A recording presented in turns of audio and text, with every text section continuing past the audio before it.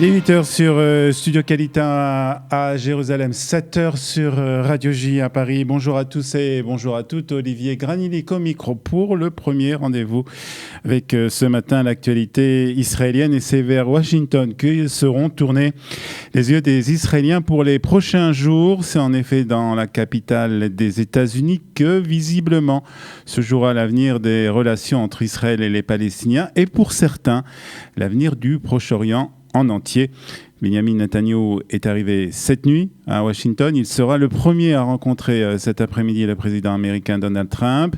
Ensuite, ce sera au tour du chef du parti Kahol Lavan d'entrer dans le bureau ovale pour un entretien de 45 minutes. Je vais entendre le président sur le plan de paix et nous échangerons nos points de vue et ce qui sera évoqué à huis clos restera à huis clos, a déclaré Benny Gantz avant de s'envoler pour la capitale américaine. De son côté, le Premier ministre israélien est persuadé qu'il va écrire avec le président américain une page de l'histoire. Au cours des 3 dernières années, j'ai évoqué à maintes reprises auprès du président Trump, un grand ami d'Israël et de son équipe, nos besoins sécuritaires vitaux, notre sécurité et notre justice, a déclaré Benjamin Netanyahou peu avant son départ. Aujourd'hui, donc, prévu une première rencontre avec le président américain et c'est demain que le plan de paix, le deal du siècle, comme il est nommé par la Maison-Blanche, sera dévoilé lors d'une nouvelle rencontre avec le Premier ministre israélien à la Maison-Blanche. En Israël, on attend la publication des détails du plan américain pour réagir. Seuls les responsables politiques à droite du Likoud ont déjà annoncé la couleur. Si le plan comprend l'annexion des villages juifs de Judée et Samarie, nous le soutiendrons. Sinon, nous nous y opposerons.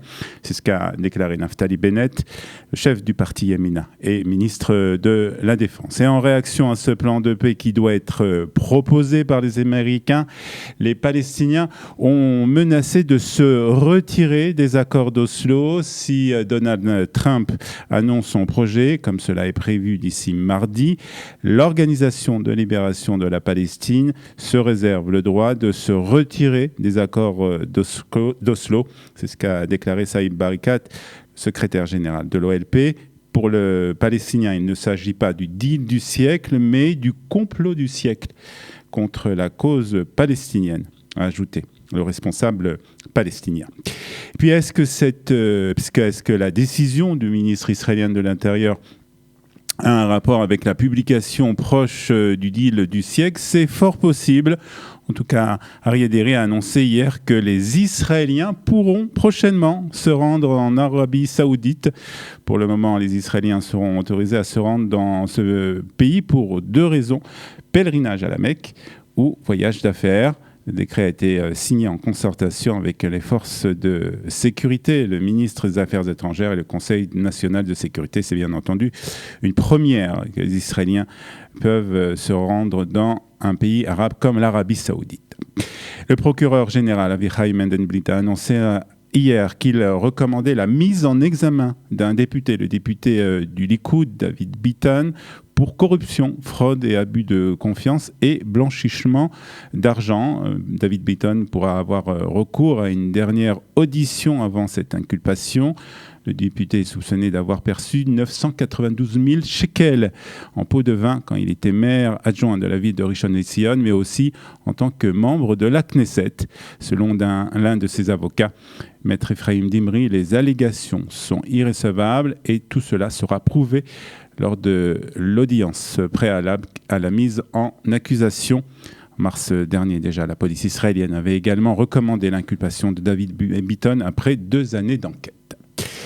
Alors que le monde se souvient des victimes de l'Holocauste en ce 27 janvier, le ministère de l'Intérieur en France a publié les chiffres des actes antisémites pour l'année 2019. 687 actes antisémites ont été recensés l'an dernier contre 541 en 2018, soit une augmentation de 27%. Ces actes se décomposent en 151 actions, une catégorie qui regroupe les atteintes aux personnes et aux biens comme les dégradations, les vols, violences physiques et 536 menaces à l'instar de propos ou gestes menaçants, inscriptions, tracts ou courrier, a précisé le ministère de l'Intérieur. Face à la haine antisémite, nous ne baisserons pas la garde. Les faits les plus graves, les violences aux personnes, ont diminué de 44% en 2019, mais les menaces ont, elles, augmenté, a précisé le ministre de l'Intérieur. Notre mobilisation est totale pour interpeller les auteurs et qu'aucun acte ne soit banalisé, a écrit donc le ministre français de l'Intérieur sur Twitter. Et le bilan rapporte également que le nombre de faits racistes et xénophobes a fortement augmenté en 2019 avec une hausse de plus de 130%. On termine ce premier point de l'actualité depuis Jérusalem avec la météo israélienne de ce lundi 27 janvier. Rosh Chodesh Shvat, Chodesh Tov à tous. Il fera 15 degrés aujourd'hui à Haïfa, 17 à Tel Aviv, 13 à Jérusalem et 21 degrés à Eilat. Prochain rendez-vous avec l'actualité depuis Jérusalem, ce sera à 7h30, heure de Paris, 8h30 depuis heure de Jérusalem. Ce sera pour la revue de la presse et des médias israéliens. À tout à l'heure.